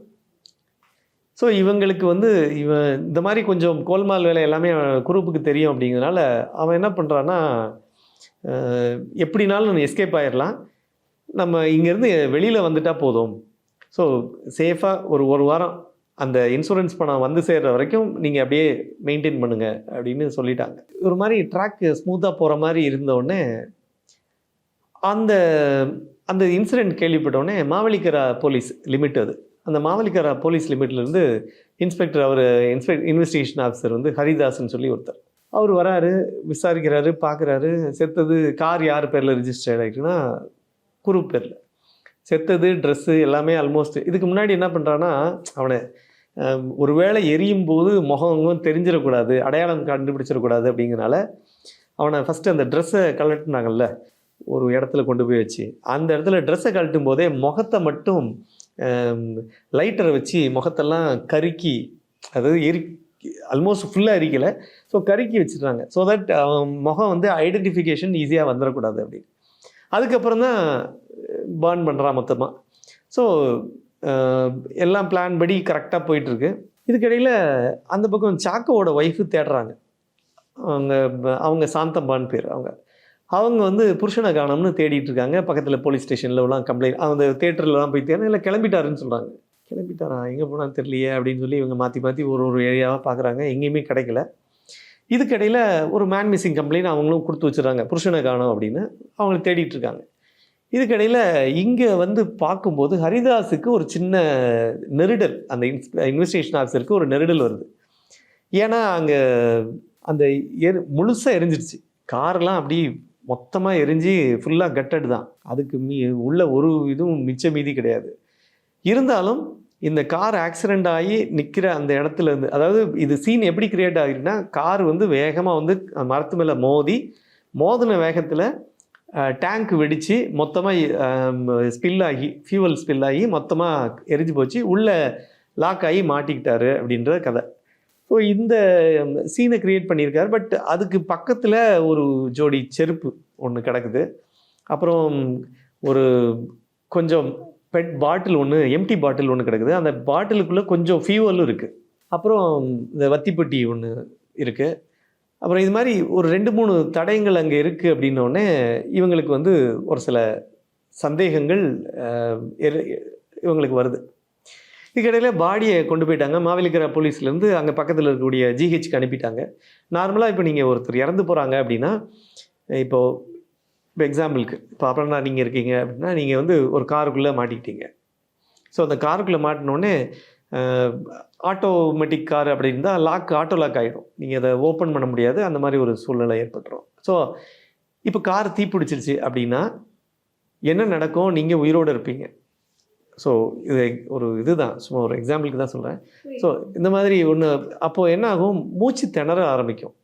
ஸோ மூச்சு திணற ஆரம்பிக்கும் போது காரு எரிஞ்சிட்டே இருக்கும்போதே அந்த புகை வந்து ஆட்டோமேட்டிக்காக உங்களே அறியாமல் வாய்க்குள்ளே போகும், மூக்கு வழியாகவும் வாய் வழியாகவும் போகும். ஸோ இந்த கார்பன் டெபாசிட் என்ன பண்ணும்னா, நேராக உள்ளே போய் லங்கில் போய் டெபாசிட்ஸ் இருக்கும். இந்த டெபாசிட் இருந்ததுன்னா அப்படின்னா என்ன அர்த்தம்னா, நீங்கள் அந்த உயிரிழந்ததுக்கான காரணம் நீங்கள் தீப்பிடிச்சதுனால உங்கள் பாடிக்குள்ளே ஆல்ரெடி லங்ஸுக்குள்ளே போய் கொஞ்சம் டெபாசிட்லாம் ஆகிருக்கு, அதுக்கப்புறம் தான் இறந்துருக்கீங்கன்னு கன்ஃபார்ம் ஆகும். இப்போ ஒருவேளை செக் பண்ணி இன்டர்செக்ட் பண்ணி தான் பண்ணுவாங்க போலீஸை பொறுத்த வரைக்கும். நார்மலாக நான் நிறைய போஸ்ட்மார்ட்டம்லாம் நான் நேரடியாகவே பார்த்துருக்கேன். ஸோ என்ன பண்ணுவாங்கன்னா, இங்கேருந்து கட் பண்ணிடுவாங்க ஃபுல்லாக, அப்படின்னு உங்களோட அந்த நேவல் போர்ஷன் கீழே வரைக்கும் கட் பண்ணி 2ஆக பொளந்து எடுத்துகிட்டு உள்ளே இருக்க பாடி பார்ட்ஸ் எல்லாம் செக் பண்ணுவாங்க. இப்போ மொத்தமாக எரிஞ்சு போச்சு ஒரு பாடி, இருந்தாலும் அதில் செக் பண்ணும்போது அந்த லங்கில் வந்து அந்த கார்பன் டெபாசிட்டே இல்லை. அப்படின்னா என்ன அர்த்தம், இவர் செத்துட்டார், செத்த பிறகு எரிக்கப்பட்டிருக்கார் அப்படின்றது அர்த்தம். ஏன்னா உயிரோடு இருந்திருந்தா அவர் மூச்சு திணறி அப்படி உள்ள அவங்களே அறியாமல் உள்ளே வாங்கும்போது ஆட்டோமேட்டிக்காக உள்ளே போய் கொஞ்சம் கார்பன் டெபாசிட் சேரும். இதை வச்சு இதெல்லாம் ஃபாரன்சிக்கில் நிறைய இது இருக்குது. ஸோ அது மாதிரி வச்சு கண்டுபிடிப்பாங்க. இன்னொரு தப்பு பண்ணது என்னென்னா, இவன் மொத்தத்தையும் ட்ரெஸ்ஸெல்லாம் கலட்டினான். சாக்கோட ட்ரெஸ்ஸை அவனோட அண்டர்வேரை விட்டான். இவன் உட்கார்ந்த மாதிரி எரியும் போது ஃபுல்லாக எரிஞ்சிருச்சு. ஆனால் உட்கார்ந்த போர்ஷனில் ஒரு போர்ஷன் பின்னாடி மட்டும் அந்த அவனோட அண்டர்வேர் வந்து எரியாமல் இருக்குது. இந்த எரியாத அண்டர்வேரை அவன் ஒய்ஃபு, அவங்க தானே டெய்லி துவைக்கிறாங்க வைக்கிறாங்க, அவங்களுக்கு தெரிஞ்சிருச்சு. சாக்கோவோட ஒய்ஃப் சாந்தம்மா பார்த்துட்டு, இதுதான் என் புருஷனோட அவர் யூஸ் பண்ணுற அண்டர்வேர்ன்றது கன்ஃபார்ம் பண்ணாங்க அப்புறமா. ஸோ ஹரிதாஸ்க்கு இந்த சின்ன சின்ன சந்தேகங்கள் வர ஆரம்பிக்கும் போது என்ன பண்ணுறாருன்னா, சாக்கோவோட இவரோட குரூப்போட வீட்டு பக்கத்தில் ஒரு சும்மா ஒரு ஷேடோ போடுங்கன்னு சொல்லுவாங்க. அதாவது போலீஸில் இந்த ஒரு டேர்ம் இது. ஷேடோ அப்படின்னா, இப்போ நீங்கள் இருக்கீங்கன்னா உங்கள் வீட்டு பக்கத்தில் இப்போ திடீர்னு ஒருத்தர் சந்தேகப்படுறாங்க. ஒரு நார்மலாக அந்த காலத்தில் சொல்கிறேன், ஒரு 80ஸ்லாம் வந்து பார்த்திங்கன்னா ஒருத்தர் திருடிட்டான், ஒரு பணத்தை திருடிட்டான்னு சந்தேகப்படுறாங்க. அந்த திருடின நபர் அப்படியே இருக்க மாட்டான். உடனே என்ன பண்ணுவான், போய் ஒரு பைக் வாங்குவான், உடனே போய் ஒரு சைக்கிள் வாங்கிட்டு வருவான், இல்லைன்னா ஒரு டிவி வாங்குவான், ஏதோ ஒன்று வாங்குறான். ஸோ தட் அப்போ இல்லை புது ட்ரெஸ் வாங்குவான், ஷூ வாங்கிப்பான், ட்ரெஸ்ஸு புதுசாக போடுவான். இவன் என்ன சம்பளம் ஒரு 500 ரூபா தான் வாங்குறான், இது என்ன புதுசாக ட்ரெஸ்ஸை வாங்கிட்டு சுற்றிட்டு இருக்கானேன்னு ஒரு டவுட் வரும். அந்த மாதிரி இதெல்லாம் இந்த ஷேடோ போடுற அந்த போலீஸ்மேன் வந்து சும்மா வாட்ச் பண்ணிக்கிட்டே இருந்து நோட்டீஸ் பண்ணுவாங்க இவனோட மூமெண்ட்டை. இது மாதிரி தான் ஒரு அக்யூஸ்டை கண்டுபிடிப்பாங்க. அது மாதிரி இவனுக்கும் என்ன பண்ணுறாங்கன்னா, சாக்கோ இந்த குரூப்போட வீட்டுக்கு ஒரு சர்வேலன்ஸ் போடுவாங்க. அந்த சர்வேலன்ஸ் போட்டு செக் பண்ணும்போது பார்த்தா அவன் ஒய்ஃப்லாம் ஒரு நாள் அழுதுது, 2வது நாள்லேருந்து ஜாலியாக வீட்டில் பிரியாணி தான், அதுதான்னு கறி தான், ஒரே ஜாலியாக இருக்காங்க. ஒரு நார்மலாக ஒரு புருஷன் செத்து போயிட்டாங்கன்னா எவ்வளோ ஒரு சீரியஸாக சோகமாக இருப்பாங்க, சாப்பிடாம ஒரு அந்த இதுவே ஒரு க்ளூமி லுக் இருக்கும். அந்த மாதிரி எதுவுமே இல்லையே அப்படின்ற ஒரு சந்தேகம் இவங்களுக்கு போலீஸுக்கும் வந்துருச்சு. அதுக்கப்புறம் தான் இவங்க என்ன பண்ணுறாங்கன்னா, நேராக போயிட்டு யார் யார் காணாமல் போனவங்க லிஸ்ட்டெல்லாம் எடுக்கிறாங்க. அப்படி எடுக்கும்போது சாக்கோன்னு ஒருத்தர் காணாமல் போயிருக்காருன்னு ஒரு தகவல் கிடச்சோடனே அவன் ஒய்ஃப் அவரை வச்சு தான் அப்புறமா செக் பண்ணி பார்க்குறாங்க. அவங்க சொல்லிட்டாங்க, இது என் ஹஸ்பண்ட் யூஸ் பண்ணுற அண்டர்வேர்ன்றதை கன்ஃபார்ம் பண்ண பிறகு டவுட் வந்துடுச்சு. அப்புறமா திரும்பி மற்ற டீட்டெயில்ஸு இன்னொன்று, ஏற்கனவே நான் சொன்ன மாதிரி உங்களுக்கு லங்கில் வந்து எந்த விதமான ஒரு புகையும் அந்த டெபாசிட்ஸ் இல்லாதனால, கார்பன் டெபாசிட் இல்லாதனால அதையும் வச்சு கன்ஃபார்ம் பண்ணுறாங்க இவர் செத்த பிறகு தான் எரிச்சிருக்காங்க அப்படின்ட்டு. அடுத்தது நார்மலாக கழுத்தை நெரிச்சி கொள்கிறாங்க அப்படிங்கும்போது அந்த ஹயாத் போன் வந்து உடஞ்சிரும். இந்த இடத்துல ஒரு ஹயாத் போன்னு ஒரு போன் இருக்குது. அந்த போன் வந்து இருக்கும்போது உடையும். அது மாதிரி இவங்களை போட்டு துண்டை போட்டு இருக்கும்போது அது உடஞ்சிருச்சு. ஸோ ஆக்சிடெண்ட்டில் நீங்கள் நார்மலாக செத்து போவாங்களே தவிர ஹயாத் போன் உடையிற அளவுக்கு ஒன்றும் ஆக போகிறதில்ல. ஸோ அந்த மாதிரி காரணங்கள் எல்லாம் 1 2 3ன்னு இவங்க லிஸ்ட் எடுத்துட்டாங்க. லிஸ்ட் எடுத்து இப்போ இவனை தேடிட்டு இருக்காங்க. மறுபடியும் அப்போது இதில் தொடர்பில் யார் யார் இருக்கான்னு பார்க்கும்போது பாஸ்கர பிள்ளை ஃபஸ்ட்டு மாட்டுறான், அப்புறம் பொன்னப்பன் மாட்டுறான், அவன் டிரைவரு, அப்புறம் அந்த சாகு மாட்டுறான், அவனோட ஃப்ரெண்டு. குரூப் மட்டும் காணாமல் போயிட்டான். காணாமல் போனவன் தான் திரும்பி அவனை கண்டே பிடிக்க முடியல. இது வந்து ஆக்சுவலாக பார்த்திங்கன்னா ஜனவரி மாதம் 21 1984 நடக்குது. 84 தான் இந்திரா காந்தி அவர்கள் சுட்டுக் கொல்லப்பட்ட அந்த வருஷம் அது. அந்த பீரியடில் இப்போலாம் எம்ஜிஆர் ஆட்சி தான் தமிழகத்தில் இருக்குது. அங்கே கேரளாவை பொறுத்த வரைக்கும் உங்களுக்கு நார்மலாக காங்கிரஸ் இல்லைன்னா கம்யூனிஸ்ட்டு மாறி மாறி ஆட்சிகளில் இருப்பாங்க. இந்த கேஸும் வந்து கேரளாவில் பயங்கர பாப்புலர்னா சுகுமார குரூப் கேஸ் வந்து ஒரு பெக்யூலியர் கேஸுன்ற மாதிரி எல்லாருக்கும் ஒரு பெரிய அது ஒரு சேலஞ்சிங்கான விஷயமா பேசப்பட்டது. எவ்ரிடே வந்து 84 அந்த இன்சிடெண்ட் நடந்த ஜனவரி 21 பிறகு தொடர்ந்து ஹெட்லைன்ஸ் தான், மேகசினாக இருக்கட்டும், இதுவாக எல்லாத்துலேயுமே அந்த நியூஸ் தான் பாப்புலராக போயிட்டு இருந்தது. ஸோ இதில் வந்து குரூப் தான் ஏமாத்தினா அப்படின்றது தெரிஞ்சிருச்சு. இறந்த நபர் சாக்கோன்றதை கன்ஃபார்ம் பண்ணிட்டாங்க. இப்போ குரூப்பை கண்டுபிடிச்சிட்டாங்க, கூப்பிட்டு வந்துட்டாங்கன்னா அவன் மேலே கொலை குற்றம் அவன் பதிவு செய்யப்பட்டு ஆட்டோமேட்டிக்காக அவனுக்கு வேறு என்ன தண்டனையோ எல்லாம் பண்ணியிருப்பாங்க. குரூப்பை காணும். இப்போ எங்கே போயிருப்பான் அப்படின்னா, ஏற்கனவே இவனுக்கு ஒரு ஏர்ஃபோர்ஸில் இருந்தவன், கொஞ்சம் ஃபிட்னஸ் ஃப்ரீக்கு, ப்ளஸ் இவனுக்கு வந்து கொஞ்சம் க்ரூப்டு மைண்டு நிறைய இருக்கிறதுனால, நான் ஏற்கனவே சொன்ன மாதிரி கொஞ்சம் ஃபேக் பாஸ்போர்ட்டில் கூட எங்கேயாவது ஓடி போயிருக்கலாம் அப்படின்ற நிறைய சந்தேகங்கள். பாஸ்கர பிள்ளைக்கோ அவங்க அந்த பொன்னப்பன் இல்லை சாகு யாருக்குமே இவன் எங்கே போனான்னு தெரியல. ஆனால் அவன் பாஸ்கர பிள்ளை சொல்லிட்டான், நான் பணத்து ஆசையில் தான் பண்ணிட்டேன், மற்றபடி எனக்கு ஒன்றும் தெரியாது, அவன் தான் எல்லாம் பண்ணான் அப்படின்றத அவங்கள ஒத்துக்கிறாங்க.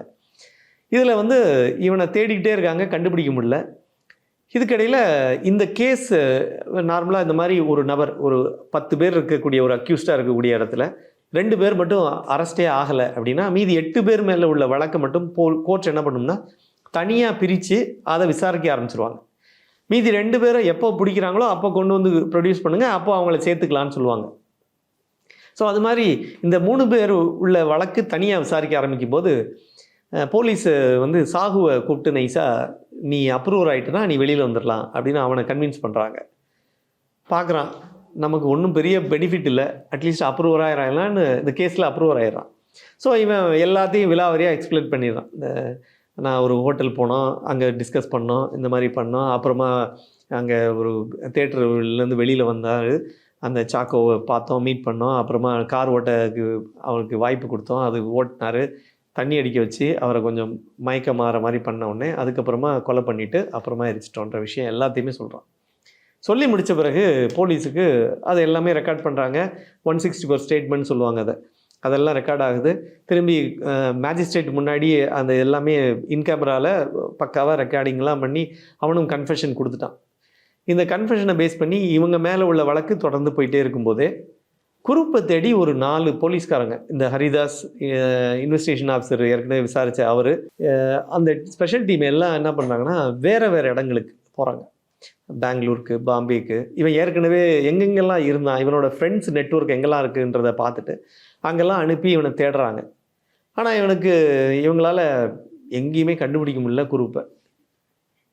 ஒரு கட்டத்தில் 96 வாக்கில் அவங்க கடைசியாக டிக்ளேரே பண்ணிட்டாங்க.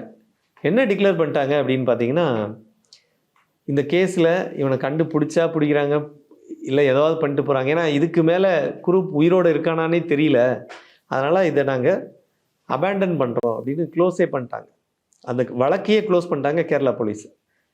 இருந்தாலும் அந்த கேஸை விசாரித்த ஹரிதாஸாக இருக்கட்டும், இன்னும் ஒரு சில டீமில் தொடர்ந்து இவனோட மூமெண்ட்டை எங்கேயாவது இவனை பிடிச்சிட மாட்டோமா. எப்பெல்லாம் ஒரு ஒரு ஒரு டைமில் நார்மலாக பார்த்திங்கன்னா, இப்போ இங்கே தமிழ்நாட்டில் வந்து முன்னாடி வீரப்பன் உயிரோடு இருக்க வரைக்கும் ஏதாவது ஒன்றுமே நியூஸ் இல்லைன்னு நினச்சிக்கிட்டே இருக்கும்போது வீரப்பன் ஒரு அனௌன்ஸ்மெண்ட் கொடுப்பார், இல்லை யாரையோ கடத்திட்டு போயிட்டாங்க, இவங்களை போய் அட்டாக் பண்ணிட்டாங்க, ஏதோ ஒன்று நடக்கும். அது மாதிரி எப்போல்லாம் கேரளாவில் வந்து நியூஸுக்கு பஞ்சமாவதோ உடனே குரூப்பு நான் வந்து கொச்சினில் பார்த்தேன், இல்லை இந்த இடத்துல பார்த்தேன், அங்கே பார்த்தேன்னு யாராவது ஒருத்தர் பேட்டி ஏதோ ஒன்று போட்டாங்கன்னா அது அப்படி ஒரு வாரம் ஓடும். ஸோ அது மாதிரி குரூப் வந்து இன்றைக்கும் ஒரு எவர்கிரீன் கண்டென்ட்னா சான்ஸே இல்லை. கேரளாவில் நீங்கள் யாரை கேட்டிங்கனாலும் சொல்லுவாங்க. சுகுமார குரூப் நியூஸ் வந்து அந்தளவுக்கு பாப்புலர் அவங்களுக்கு இன்றைக்கி வரைக்கும். ஏன்னா இன்றைக்கி வரைக்கும் 2023 இன்றைக்கி வரைக்கும் குரூப் எங்கே இருக்கான்னு தெரியல, அவனை கண்டே பிடிக்கல. ஸோ இதில் என்ன பண்ணுறாங்க அப்படின்னு பார்த்தீங்கன்னா, இப்போது இதுக்கிடையில் ஒருத்தர் ஜோஷின்னு சொல்லி ஒருத்தர், அவர் ஒரு மலையாளி நர்ஸு, அவர் என்ன சொல்கிறாருன்னா, நான் வந்து இவரை ஒடிசா பக்கத்தில் ஒரு இடத்துல பார்த்தேன் அப்படின்னு அவர் சொல்கிறாரு. அதே மாதிரி இன்னொரு நர்ஸ் ஒருத்தவங்க, அவங்க வந்து தன்பாத்ன்னு சொல்லி ஒரு இடம், அது வந்து ராஞ்சி கிட்ட இருக்குது, அங்கே வந்து இவர் உடம்பு சரியில்லாமல் வந்திருந்தார் ட்ரீட்மெண்ட்டுக்கு, அப்போ நான் அவருக்கு ட்ரீட்மெண்ட் பார்த்தேன் அப்படின்னு ஒன்று சொல்கிறார். ஸோ இந்த மாதிரி நிறைய, இது வந்து உண்மையான ஸ்டோரியா இல்லை கட்டுக்கதையான்னு தெரியாது. அதில் என்ன சொல்கிறாங்கன்னா, அவருக்கு வந்து ஏற்கனவே ரொம்ப முடியாமல் இருந்தார், உடம்பு சரியில்லாமல் இருந்தார், கண்டிப்பாக அவர் செத்து போயிருக்கலாம் அப்படின்ற ஒரு தகவல். திடீர்னு ஒரு தடவை இவர் கேன்சரில் இறந்துருக்க வாய்ப்பு இருக்குது. ஏன்னா இவருக்கு வந்து ஒரு நர்ஸு சொன்னாங்க அவருக்கு ரொம்ப முடியாமல் இருந்தார், அப்போ அவருக்கு கேன்சராக இருந்திருக்கும் வாய்ப்பு இருக்குது, அவரோட சிம்டம்ஸ் படி பார்த்தா அவருக்கு கேன்சர் இருக்கும் அப்படின்னு இந்த ஒரு தகவல். இந்த மாதிரி நிறைய தகவல் சொன்னதும், இன்னும் இதோட ஹைலைட் வந்து பார்த்திங்கன்னா, ஒரு நேபாளில் போய் ஒரு மொனாஸ்ட்ரியில் மாங்கா போய் தங்கி ஒரு ப்ரீஸ்ட் மாதிரி போய் தங்கிட்டாருன்ற மாதிரியும், அபுதாபி சவுதி அரேபியாலேயே கூட இவர் முஸ்லீமாக கன்வெர்ட் ஆகி அங்கேயே ஒரு இன்டீரியர் வில்லேஜில் எங்கேயோ செட்டில் ஆகிட்டாருன்ற ஒரு விஷயமும் இன்றைக்கி வரைக்கும் கதைகளாக பேசப்பட்டு வருது. ஸோ அந்த அளவுக்கு சுகுமார குரூப்பை வந்து பற்றின விஷயங்களை தெரிஞ்சிக்கவும் மக்கள் ஆசைப்பட்டிருக்காங்க. ஆனால் இன்னைக்கு வரைக்கும் அவர் உண்மையாக உயிரோடு இருக்காரா இல்லை கொரோனாவில் கூட செத்துட்டாரா எங்கேயாச்சும் அப்படின்ற எந்த விஷயமே தெரியாது. ஆனால் இந்த இதாவது இவ்வளோ ஒருத்தர் சொல்லுவாங்க, ரொம்ப இன்டெலிஜென்ட்டாக சில பிளான் பண்ணுவாங்க. எல்லாம் ஸ்டார்டிங் நல்லா இருக்குன்னா ஃபினிஷிங் சரியில்லைன்ற மாதிரி இவன் எல்லாம் ஸ்டார்டிங்கெல்லாம் கரெக்டாக பண்ணி கொண்டு போயிட்டு ஃபினிஷிங்கில் ஒரு சில கோட்டை விட்டதில் மொத்தமாக ஊற்றிக்கிச்சு. பட் குரூப்பும் இதில் வந்து அவன் வந்து உயிரோடு இருந்திருந்தாலும் அது இப்போ ஒரு வேளை எங்கேயாவது ஒரு இடத்துல சும்மா சாதாரண ஏதோ ஒரு வேலை தான் பண்ணிக்கிட்டு இருக்கணும் கண்டிப்பாக. இல்லை அப்படின்னா ஒரு வேளை அந்த பணத்தோடு வந்து ஒரு மாதிரி இது செட்டில் ஆயிருந்தானா ஏதாவது அரசியலில் பெரிய லெவலில் கூட வந்திருப்பான். ஸோ அந்த மாதிரி இவன் சுகுமார குரூப்பை பொறுத்த வரைக்கும் இந்த கேஸ் வந்து ரொம்ப இன்றைக்கும் கேரளா மட்டும் கிடையாது, நிறைய குறிப்பாக மிடில் ஈஸ்ட் கண்ட்ரீஸில் எல்லாருக்கும் பிடிச்ச ஒரு கண்டென்ட் இது. இந்த கேஸ் ஸ்டடியை வச்சு ஏற்கனவே இவன் 84 இன்சிடென்ட் நடந்த உடனேவே ஒரு படம் எடுத்தாங்க. அந்த மூவியும் இதே மாதிரி ஒரு இன்சூரன்ஸ் பணத்துக்காக ஒரு கொலை நடக்கும் அப்படின்ற மாதிரி ஒரு விஷயம் எடுக்கப்பட்டது. இப்போ லேட்டஸ்ட்டாக நீங்கள் சொன்ன மாதிரி இப்போ போன வருஷம் இந்த குரூப்னு ஒரு படம் துல்கர் சல்மான் நடித்த படம் வந்தது. ஆனால் அதில் பார்த்தீங்கன்னா ஜித்தின்னு சொல்லி அந்த சாக்கோவோட பையன், ஆக்சுவலாக சாக்கோ இறந்து போகும்போது அவங்க மனைவி சாந்தம்மா வந்து ப்ரெக்னெண்ட்டாக இருப்பாங்க. அந்த ப்ரெக்னென்ட் அவங்களுக்கு டெலிவரி ஆன அந்த பையன் தான் ஜித்தின். அவன் பிறந்து இப்போ தான் கொஞ்ச நாளுக்கு முன்னாடி தான் கல்யாணம்லாம் ஆச்சு. இவனோட இடையில வந்து பார்த்திங்கன்னா குரூப்போட பையனுக்கும் இதே மாதிரி கல்யாணம் ஆகும்போது அவங்க அப்பா பேர் சுகு அப்படின்னு போட்டிருப்பான், SUKUன்னு சொல்லி சுகுமார குரூப்பை அப்படி ஷார்ட்டாக அவர் வச்சு தான் பண்ணி தான் இது வரைக்கும் எந்த ரெக்கார்ட்லேயுமே அவங்க வந்து அந்த மாதிரி எதுவும் மென்ஷன் பண்ணலை. இந்த பர்டிகுலராக அந்த குரூப் படம் வந்த பிறகு இந்த ஜித்தின் வந்து ஒரு கம்ப்ளைண்ட்டே கொடுத்தான். நீங்கள் அனாவசியமாக எங்கள் அப்பாவை கொலை பண்ண ஒரு கொலைகாரனை நீங்கள் என்னமோ வந்து ஒரு பெரிய ஹீரோ மாதிரி காட்டியிருக்கீங்க, அது தப்பு அப்படின்னு ஒரு பெரிய கம்ப்ளைண்ட்டே ரைஸ் பண்ணார். ஏன்னா வந்து குரூப் ஒரு பேசிக்காக பார்த்தீங்கன்னா அக்யூஸ்டு ஒரு கொலை பண்ணியிருக்கான், அதில் இன்சூரன்ஸ் பணத்தை எடுத்துக்கலாம் அப்படின்ற ஒரு இன்டென்ஷனில் ஒரு ஆளை ஒரு விக்டிம் ஒரு ஆளை செலக்ட் பண்ணி அவனை கொலை பண்ணி இப்போ அந்த கேஸை வந்து இப்போ அந்த படத்துலையும் அந்த மாதிரி போர்ட்ரே பண்ணதே வந்து ஹீரோ மாதிரி காட்டியிருக்காங்க, அது தப்பு அப்படின்னு ஜித்தின் சொல்லியிருந்தார். பட் ஸ்டில் என்டர்டெயின்மெண்ட்னு பார்த்தீங்கன்னா அதுக்கு எல்லாமே பண்ணுறது. ஸோ அதனால் வந்து அதை நம்ம இக்னோர் பண்ணிக்கலாம். பட் ஸ்டில் சுகுமார குரூப் உண்மையாகவே உயிரோடு இருக்காரா இல்லையா? யாராவது இந்த காணொலியை பார்க்குறவங்க கூட எங்கேயாச்சும் பார்த்தாங்கன்னா ப்ளீஸ் கமெண்ட் பண்ணுங்கள். உடனே ஹரிதாஸுக்கு இன்ஃபார்ம் பண்ணி யாரையாவது ஒரு டீமை கேரளா டீம் மாவலிகரா போலீஸ் டீம் வர வச்சு அனுப்பிச்சி விட்டுறலாம் சீக்கிரம். ஸோ இப்போ இன்ன வரைக்கும் குரூப் யாரு அப்படிங்கிறது எங்க இருக்காரு அப்படிங்கிற விஷயம் தெரியல அப்படின்னா, இப்போ அந்த ஹரிதாசன் டீம் வந்து இந்த பிளான் அப்புறம் இந்த ஆப்ரேஷனை அப்புறம் ட்ராப் அவுட் பண்ணிட்டாங்களா அப்படி? அதுதான் 96லேயே டிராப்டு, அஃபிஷியலாக டிராப்டு. ஆனால் அன்அஃபிஷியலாக இப்போ நீங்கள் சிங்கம் மாதிரி தான் அன்அஃபிஷியலாக அவர் போய் ஒரு ஸ்கூல் பிடி மாஸ்டர் ஆளை பார்த்த மாதிரி இவங்கெல்லாம் ரிட்டையர்ட் ஆகிட்டாங்க. இருந்தாலும் இவங்களுக்கு அது ஒரு பெரிய சேலஞ்சிங் கேஸ் இருக்கும்ல. டெய்லி தூங்கினாலும் குரூப் தான் கண்ணில் வந்துட்டு போவான், ஐயோ அவன். ஸோ இவங்களுக்கு என்ன அப்படின்னா அந்த கேஸ் ஒரு பெரிய சேலஞ்சிங் கேஸ், எப்படியாவது கண்டுபிடிக்க முடியுமா அப்படின்னு இன்னைக்கு வரைக்கும் அந்த ஸ்பெஷல் டீமில் இருந்தவங்க தேடிட்டு தான் இருக்காங்க. ஸோ அதனால் கண்டிப்பாக இது உயிரோடு இருக்க வாய்ப்பு ரொம்ப குறைவு. பட் ஸ்டில் இருந்தாலும் இருந்திருந்தால் ஒரு 75-80 வயசுக்கு மேலே, நான் 46ல் வளர்ந்தவர். ஸோ அதனால் வந்து 1946ல் பிறந்தவர். ஸோ அதனால் கண்டிப்பாக ரொம்ப ரேர் தான். பட் அப்படியே இருந்தாலும் 78-80 வயசுக்குள்ள இருந்திருப்பார். அதான் நம்ம இதுக்கு முன்னாடி பேசின கேசஸ்லாம் நிறைய பார்த்தோம். இப்போ மயிலை சிவகுமார் எப்படி வெஞ்சன்ஸோட கொலை பண்ணாங்களோ அந்த மாதிரி இவங்களுக்கும் வந்து ஒரு சில அந்த வெஞ்சன்ஸ் ஏதாவது இருந்ததா இங்க ஜித்தினா இருக்கட்டும் இல்லை இவங்களுடைய ஃபேமிலிக்கு? இவங்கெல்லாம் ரவுடிக்கு தான் எப்பயுமே வந்து ஒரு பழி வாங்குற எண்ணம் வந்து ஒரு இது வரும். அந்த மாதிரி இவங்க ஃபேமிலிக்குள்ள பதிலுக்கு பதில் யாரையாவது போடணுன்ற ஒரு பெரிய இன்டென்ஷனோ போயிட்டாரு. போடணும்ட்டு இல்ல, பட் அந்த ஒரு உறுத்தல் இருந்துட்டே இருக்கும்ல. நம்ம அப்பாவை கொண்டுட்டாங்க, சாக்கோஸ் அப்பா கொலை பண்ணா எங்க இருக்கான்னு கண்டுபிடிக்கணும் இன்னைக்கும் தோணிக்கிட்டு இருக்கும், தேடிக்கிட்டு தான் இருக்காங்க. அவங்க தரப்புலையும் பண்ணிட்டு தான் இருக்காங்க. பட் ஸ்டில் வந்து அவங்களுக்கு அந்த அளவுக்கு எந்த ஒரு பாசிட்டிவா எதுவும் வரல இது வரைக்கும். இவங்களோட ஃபேமிலி எங்க இருக்காங்க? சுகுமார குரூப்பா இருக்கட்டும் இல்ல இந்த பாஸ்கர பிள்ளை, அந்த 3 பேர் என்ன? பாஸ்கர பிள்ளை அவங்க அந்த இவங்க எல்லாமே கன்விக்ஷன் ஆனாங்க, அது ஜெயிலுக்கு போயிட்டாங்க. அந்த ஆக்சுவலாக வந்து இந்த அவங்களோட மனைவி குரூப்போட மனைவிக்கு வந்து நர்ஸாக ஒர்க் பண்ணிட்டு இருந்தவங்களுக்கு வேலை கிடைக்கல. அது வந்து வேலையை விட்டு நிப்பாட்டிட்டாங்க. அவங்களுக்கு நிறைய அவங்கள வந்து ஆஸ்ட்ரசைஸ் பண்ண மாதிரி, அதாவது அந்த சமுதாயத்திலேருந்து ஒதுக்கி வச்ச மாதிரி, அந்த மாதிரி பண்ணிட்டாங்க அவங்க ஃபேமிலிக்குள்ள. ஏன்னா ஒரு கிரிமினலோட ஒரு இவ்வளவு பெரிய ஒரு கிரிமினலாக யோசிச்சு பண்ணியிருக்காங்க அப்படின்னு சொல்லி அங்கே கேரளாலேயே வந்து நிறைய அவங்களுக்கு வந்து நிறைய ஒரு நார்மலான ஒரு லிவிங் அவங்களுக்கு கிடைக்கல. ஸோ இப்போ அவங்க எமிரேட்ஸ் பக்கம் போய் சவுதி அங்கே இருக்கதா ஒரு தகவல். ஸோ அந்த பக்கம் அவங்கெல்லாம் செட்டில்டு. ஸோ ஆல்ரெடி அங்கே போனதுனால அவங்களுக்கு பெர்மனன்ட் சிட்டிசன்ஷிப்லாம் கிடச்சதுனால அங்கேயே அவங்க இருக்காங்க. இப்போ கேரளாவில் இல்லை. ஆனால் பாஸ்கர பிள்ளை அவங்கெல்லாம் கூட இந்த வழக்கில் தொடர்பு அவ்வளோதானே தவிர மற்றபடி அதில் வந்து வெளியில் வந்திருக்கலாம். இப்போது அவங்கவுங்க ஃபேமிலிக்கு போயிருப்பாங்க. பாஸ்கர பிள்ளை ஆல்ரெடி அந்த டைம்லேயே வந்து 45 வயசு 50 வயசு இருக்கும். இப்போது ஆப்வியஸாக இப்போ 85 வயசு இருக்கணும் உயிரோடு இருக்குந்தா. ஸோ அவங்களுக்கு ஆனால் சாகு வந்து அப்போது சின்ன வயசு கொஞ்சம். ஸோ இது வந்து என்ன அப்படின்னா, இவ்வளவு சயின்டிஃபிக்காக திங்க் பண்ணி ஒரு கொலையை எக்ஸிக்யூட் பண்ணதுங்கிறது யாருமே ஒரு எதிர்பாராத ஒரு விஷயமா இருந்தது அப்போ. இப்போ இவ்வளோ ஒரு குறுக்கடான மைண்ட் அவருக்கு இருக்கு, இவ்வளோ யோசிச்சு பண்ணியிருக்காரு சுகுமார குரூப் அப்படின்னா, அவரோட சைல்ட்ஹுட் டேஸ் என்ன மாதிரி இருந்திருக்கு, என்ன படிச்சிருக்காரு அவரு?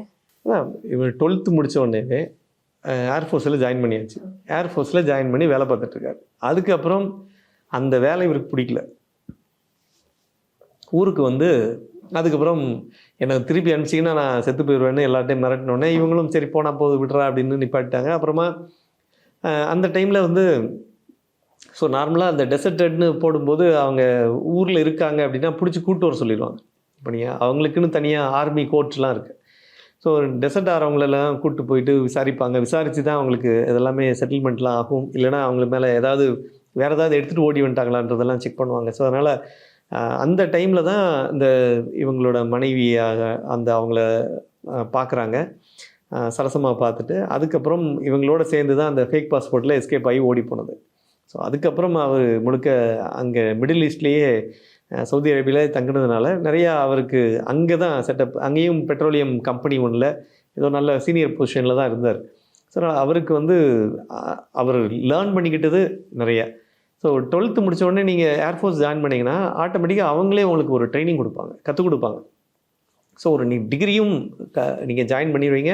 அதை டிகிரி முடித்த பிறகு தான் உங்களுக்கு போஸ்டிங் போடுவாங்க. ஸோ அதனால் இவரும் படிச்சுட்டு அதுக்கப்புறம் தான் டெக்னிக்கலாக சில விஷயங்கள் பண்ணது வந்து எல்லாரையும் பிரமிக்க வச்ச ஒரு விஷயம். ஸோ சுகுமார குரூப் இப்போ இன்னைக்கு இந்த அளவுக்கு தேடப்பட்டுட்டு இருக்காரு அப்படின்னா, லைக் அவருடைய ஃபேமிலி மட்டும் தான் நமக்கு தெரியும். நம்ம அவருடைய மகனா இருக்கட்டும் அவரை பத்தி பேசுறோம், உங்களுடைய ஒய்ஃப் பத்தி பேசுறோம். அண்ட் அதுக்கு முன்னாடி உங்களுடைய பேரண்ட்ஸ்லாம் இருந்திருப்பாங்கல்ல, அவங்கெல்லாம் இறந்துட்டாங்க இடையில. அது இந்த இன்சிடெண்ட்டுக்கெல்லாம் அப்புறமே கூட ஓரளவு அவங்கெல்லாம் தனியாக தான் இருந்தாங்க. பட் நார்மலாக அவங்க வயசாகி அவங்க யாருமே இல்லை. ஆனாலும் இந்த குரூப்புன்ற ஒரு விஷயம் ஏதோ ஒருத்தர் எங்கேயோ பார்த்தேன் ஒரு டீ கடையில் இப்போ டீ சாப்பிட்ருந்தாருன்னு ஒரு நீங்கள் இப்போ ஒரு இது பண்ணால் கூட அது ஒரு பெரிய விஷயமா போயிடும். ஸோ அதுக்கு வந்து அது மாதிரி ஒரு குரூப் மாதிரி இருந்தார் அப்படின்னு யாரோ ஒருத்தர் போஸ்ட் பண்ணி இது மாதிரிலாம் கூட நிறைய வந்திருக்கு. அதனால் சொல்கிறேன். இப்போ நீங்கள் சோஷியல் மீடியா அப்படி பூம் வரும்போது நிறைய பேர் ஃபேஸ்புக்கில் ஒரு சிலதெல்லாம் நான் குரூப் மாதிரி ஒருத்தரை இந்த மாலில் பார்த்தேன் அப்படின்னு ஏதோ ஒரு ஃபோட்டோவை ஒருத்தர் திரும்பி நடந்து போகும்போது ஒரு ஃபோட்டோ போட்டு இந்த மாதிரிலாம் கூட போஸ்ட் பண்ணியிருக்காங்க. ஸோ அதனால் அந்த குரூப் மேலே உள்ள ஒரு இது அவர்ஷனா இல்லை அவர் குரூப் மேலே உள்ள ஒரு லவ்வான்னு தெரியாது. பட் இன்றைக்கும் குரூப் வந்து ஒரு பெரிய ஒரு நடிகராக இருந்து ஒரு பொலிட்டீஷியனாக இருந்து நிறைய பேர் பணம் பெயர் புகழ்லாம் சம்பாதிப்பாங்க. குரூப் வந்து ஒரு சின்னதாக ஒரு வேலையை பண்ணி இவ்வளோ பெரிய நேமை சம்பாதிச்சுட்டு இன்றைக்கும் கேரளா மக்கள் மனசில் நீங்காத இடம் பிடிச்ச ஒரு டாப் 10 லிஸ்ட்டில் கண்டிப்பாக குரூப் ஒருத்தர் ஆள் இருப்பார். கண்டிப்பாக நிச்சயமா இவ்வளோ ஒரு மிஸ்ட்ரியான ஒரு நபர் இன்னைக்கும் இருக்காரா இல்லையா அப்படின்ற ஒரு கன்ஃபியூஷன் நம்ம எல்லாருக்குமே இருக்கு அப்படின்னா நிஜமாலே ஒரு பெரிய ஆள் தான். இதே மாதிரி வேற ஒரு இன்சிடென்ட்ல சந்திப்போம். Thank you sir. நன்றி, வணக்கம். லேட் ஆயிடுச்சுன்னு சொன்னீங்க. 5 minutesல என்ன ஆகும்? ஈர்க்கும் மனம் இணையும் சுவை தமிழ் நெய்.